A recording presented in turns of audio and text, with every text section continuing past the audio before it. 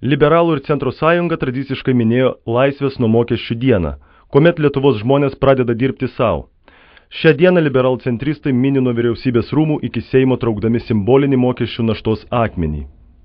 Be abejo, mokesčius reikia mokėti, tačiau dideli mokesčiai kaip taisyklė slopina žmonių norą dirbti. Verčia mūsų nemažą dalį aktyvių Lietuvos gyventojų išvažiuoti ieškoti geresnio atlygio kažkur užsienyje, Airijoje ir Anglijoje.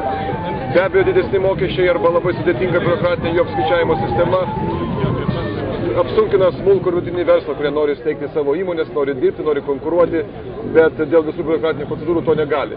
Todėl Liberalų Centro sąjunga nori pažymėti šią svarbią dieną, kad mes žinotume, kad valstybė vis dėlto išlaiko ne politikai, ne Seimo nariai, ne ministrai pirmininkai, o Lietuvos gyventojai, kurie moka mokesčius. Liberalų ir Centro sąjungos iniciatyva gyventojų pajamų mokestis jau sumažintas nuo 33 iki 24 procentų. Liberalcentristai siūlo sumažinti gyventojų pajamų mokestį iki 20 procentų ir nuimtus procentus skirti tiksliniam sveikatos apsaugos finansavimui. Mes norime labai aiškiai, kad būtų atskirta mokesčiuose dalis, kurią mes mokame už sveikatos apsaugą.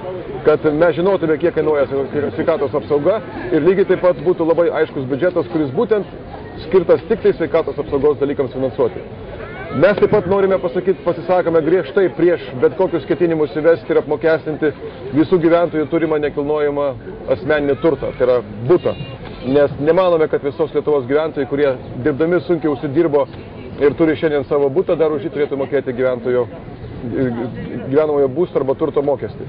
Taip pat norėtume atkreipdėmėsi, kad mūsų Liberalų Centro sąjunga pasisako už aplamai mažinimą valstybės valdymo išlaidų, tam, kad ta mokesčių našta būtų lengvesnė ir kad žmonės dirbdami galėtų daugiau skirti lėšų savo šeimai, savo šeimos poreikiams. Šiemet Laisvės nuo mokesčių diena minima vėliausiai. Taigi, padidėjusiam simboliniam mokesčių naštos akmeniui patempti prireikė stipriausio ne tik tarp liberalcentristų, bet ir pasaulyje žmogaus Žydrūno Savicko. Laisvės nuo mokesčių dieną skelbiantys liberalcentristai griežtai pasisako prieš progresinius mokesčius ir reikalauja išlaikyti proporcinę pajamų mokesčių sistemą.